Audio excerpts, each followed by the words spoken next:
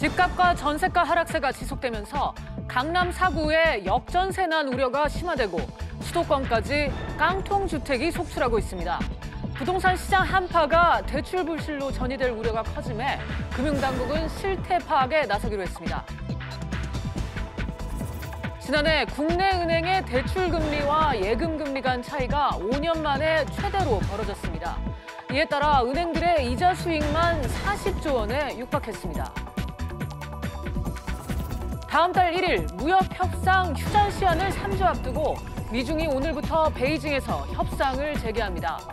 이번 주 후반에 있을 고위급 협상이 협상 타결 분수령이 낼 전망입니다. 정부가 신기술이나 신제품 개발을 촉진하기 위한 규제 샌드박스 적용 제품과 기술들을 심의했습니다. 도심, 수소전기차 충전소와 민간업체의 유전자 검사 서비스 등이 규제 샌드박스 1호 사업이 될 전망입니다. 이상이 시각 주요 뉴스입니다. 집값과 전세값이 함께 떨어지는 가운데 최근엔 집주인이 전세값을 돌려주지 못하는 이른바 역전세 난 우려까지 커지고 있습니다. 전세 시장을 둘러싼 경고음이 커졌다고 볼 수 있는데요. 자세한 얘기 취재기자 연결해 보겠습니다. 정윤영 기자. 네, 정윤영입니다. 네, 지난주 설 연휴까지 껴서 하락폭이 둔화되긴 했지만 집값과 전세값 하락세는 계속됐네요. 네, 한국감정원에 따르면 이번 달 첫 주 전국 아파트 매매 가격은 전주 대비 0.06% 떨어졌고 전세 가격도 0.08% 하락했습니다. 매매 가격의 경우 지난해 11월부터, 전세 가격의 경우 2017년 12월부터 줄곧 하락세를 이어가고 있습니다. 서울 아파트값도 지난주 대비 0.08% 떨어졌는데요.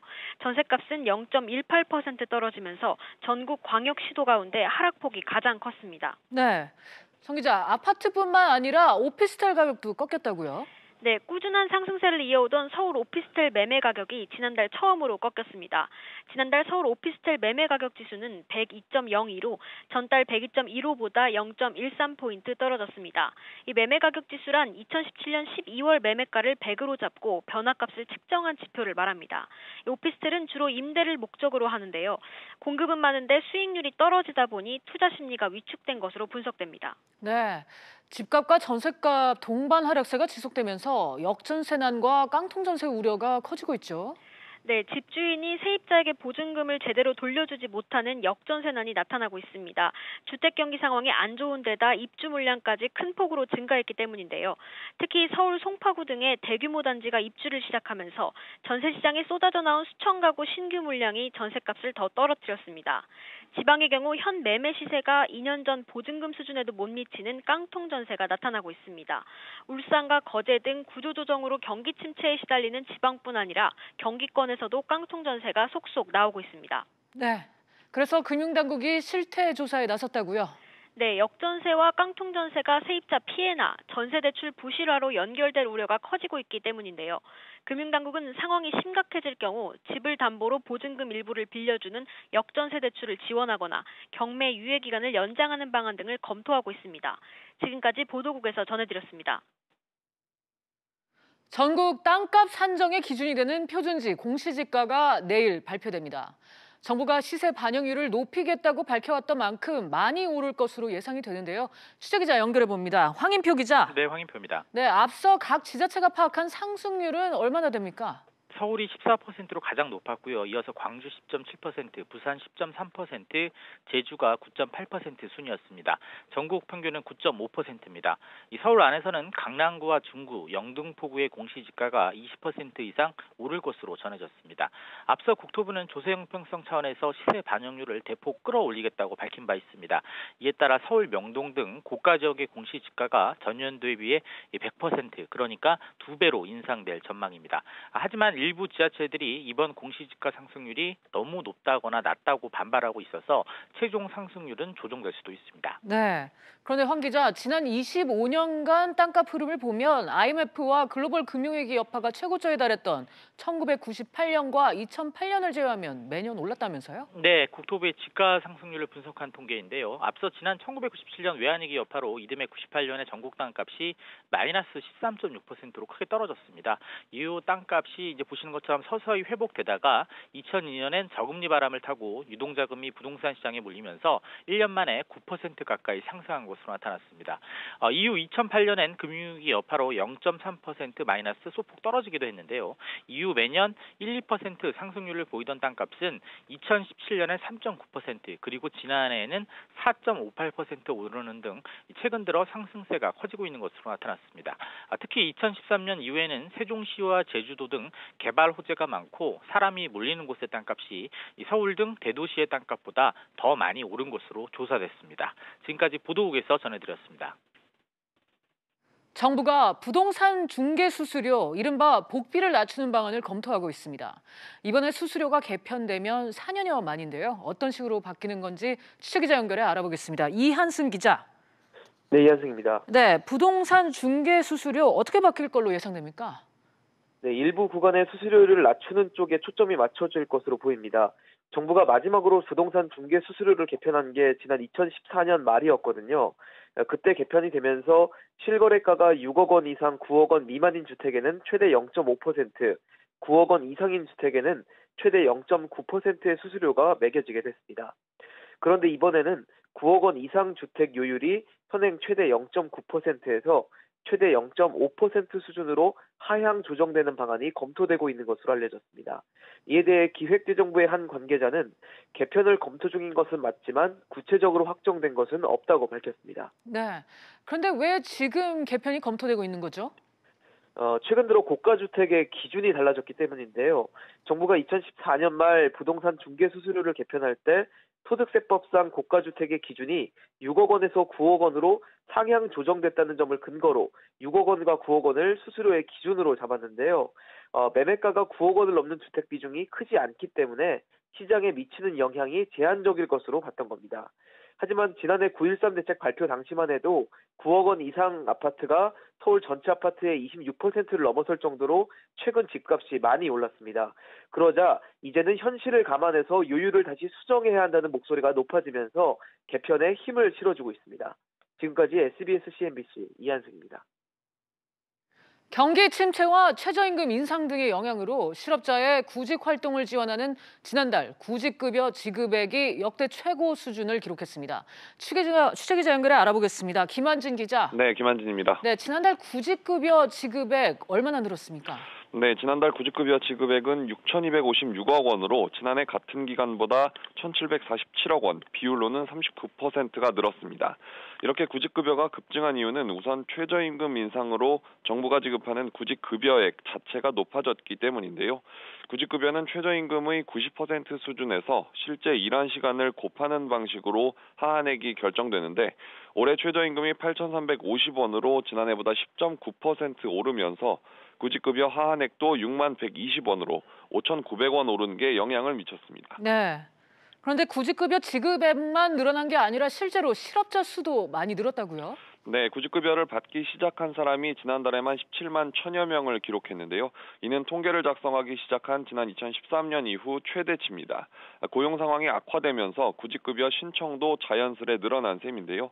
부동산 시장이 얼어붙으면서 건설업에서 구직급여 신규 신청자가 4만 9천 명으로 가장 많이 늘었고요. 자동차와 조선 구조조정 여파로 제조업과 사업 서비스업에서도 각각 2만 5천여 명씩 늘었습니다. 지난달에 구직급여를 받은 사람은 모두 46만 6천 명으로 1년 전보다 15.1% 많았습니다. 네, 고용보험 가입자가 늘어난 것도 구직급여액이 늘어나는 데 영향이 있었다고요? 네, 그렇습니다. 구직급여는 고용보험에 가입한 근로자가 실직했을 때 지급되는데요. 고용보험 가입자 수가 크게 늘어난 점도 구직급여액 증가를 견인했습니다. 지난달 고용보험 가입자 수는 1년 전보다 50만 명 늘며 지난 2012년 2월 이후 83개월 만에 가장 큰 증가폭을 기록했습니다. 지금까지 보도국에서 전해드렸습니다. 수도권에서 전월세로 거주하는 주민들은 주거비와 교통비로 월 평균 80만 원을 지출한다는 조사 결과가 나왔습니다. 국토연구원은 수도권 임차 가구의 주거비는 월 평균 68만 7천 원, 교통비는 11만 7천 원으로 월 소득 대비 부담 비율로 환산하면 평균 23.3%로 집계됐다고 밝혔습니다. 경기 불황 속에서도 지난해 은행들이 거둬들인 이자 수익이 40조 원에 육박할 걸로 보입니다. 국내 은행의 대출 금리와 예금 금리 간의 차이가 크게 벌어졌기 때문인데요. 자세한 내용은 취재기자 연결해 알아보겠습니다. 김성현 기자. 네, 김석현입니다. 네, 지난해 대출 금리와 예금 금리 차이가 꽤 컸다고 하는데 어느 정도였습니까? 네, 한국은행 자료에 따르면 잔액 기준 지난해 총 대출 금리는 3.71%, 총 수신 금리는 1.4%로 예대 금리 차이는 2.31%포인트를 기록했는데요. 이는 지난 2013년 2.53%포인트를 기록한 이후 5년 만에 가장 큰 격차입니다. 예대 금리 차는 2011년 2.96%포인트로 고점을 찍고 계속 하락하다가 2015년 이후부터는 꾸준히 상승하는 추세인데요. 예대금리 차이가 벌어진 배경은 금리 상승기를 맞아 대출금리가 예금금리보다 더 빠르게 오르기 때문입니다. 네, 김 기자, 이렇게 예대금리 차가 벌어지면 은행들의 이자 수익도 상당할 것 같은데요? 네, 그렇습니다. 예대금리 차이가 커지면서 은행들의 이자 수익이 40조 원에 달할 것으로 보이는데요. 금융감독원 금융통계정보 시스템에 따르면 이미 지난해 3분기까지 국내 은행의 누적 이자 수익이 29조 9천억 원으로 나타났습니다. 이는 관련 통계가 작성된 지난 2008년 이후 최대인데요. 분기별로 대략 10조 원의 이자 수익을 거둔 셈으로 이런 추세라면 지난 한 해 이자 수익 40조 원을 충분히 달성했을 것으로 보입니다. 지금까지 SBS CNBC 김석현입니다. 펀드 같은 금융상품에 가입하면 때마다 금융회사에서 수익률 정보를 제공합니다. 하지만 실제 손에 쥐게 되는 수익금은 수익률에 못 미쳐서 의아했던 경험 다들 있으실 겁니다. 금융사들이 떼가는 각종 비용들이 수익률에 포함되어 있기 때문인데 앞으로는 이런 비용들을 제외한 실질 수익률을 제공하도록 제도가 바뀝니다. 취재기자 연결하겠습니다. 정지원 기자.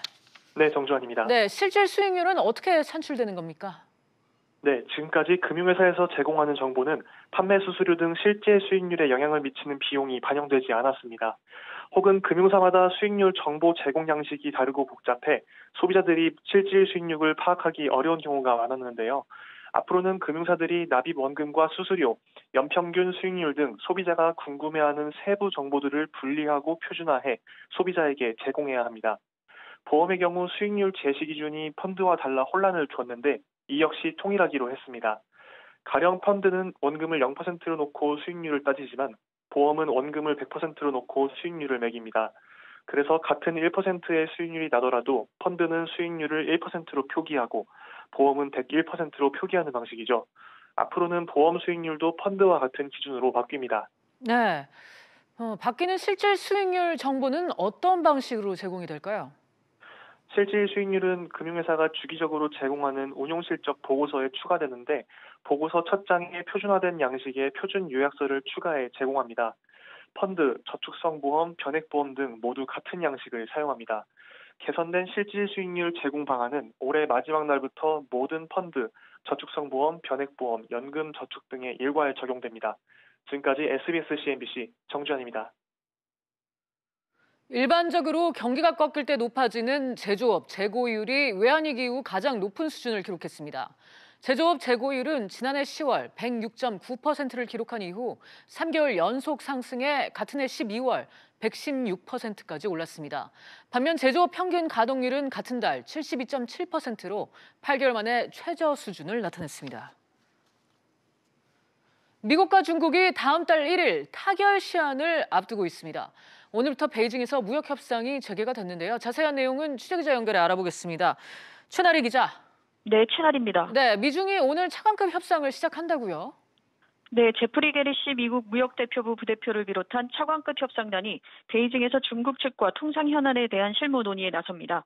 오는 14일부터 15일까지 로버트 라이트하이저 미 무역대표부 대표, 스티븐 무누신 재무장관과 류호 중국 부총리 등의 고위급 협상도 예정돼 있습니다.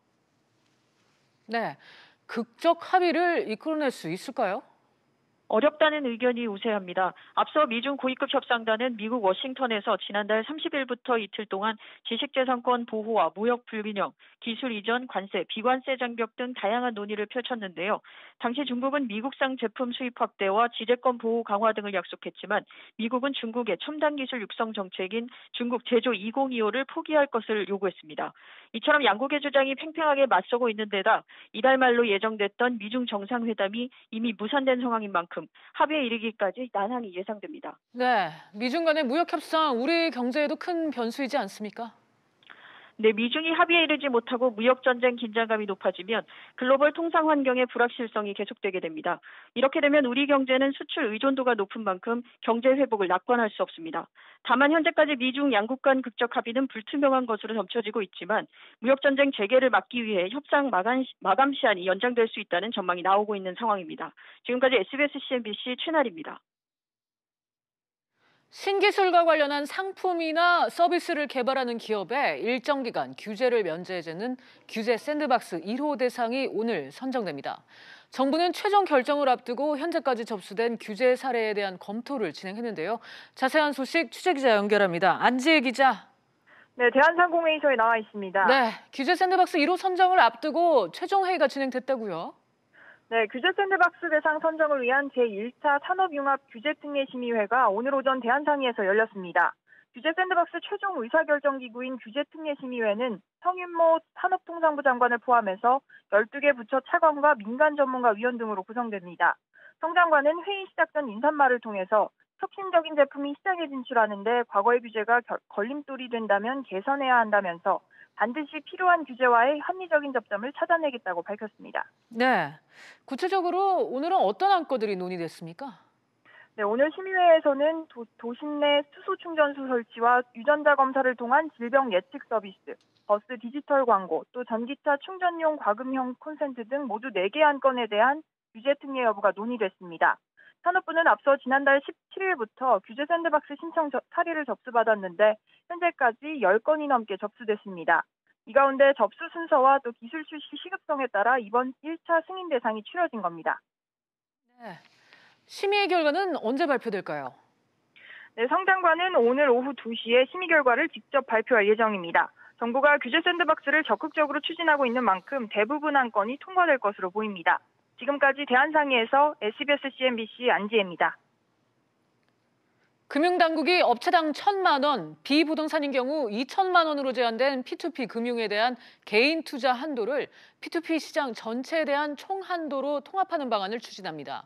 투자 활성화 측면 등을 기대한 것인데 기존 금융회사가 P2P 대출에 제한적으로 참여하거나 P2P 업체가 자기 자금으로 투자에 나설 수 있는 내용도 검토 중인 것으로 알려졌습니다.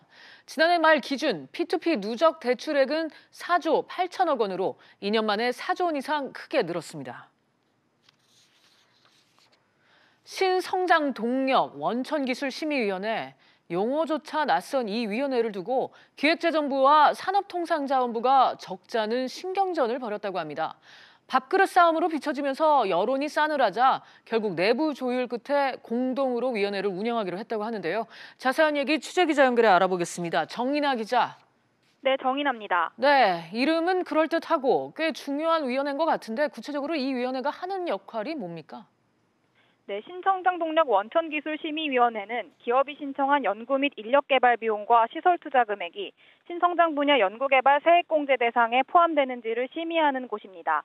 심의에서 통과될 경우 중소기업은 연구개발비를 30에서 40%, 대기업은 법인세를 20에서 30% 공제받을 수 있습니다.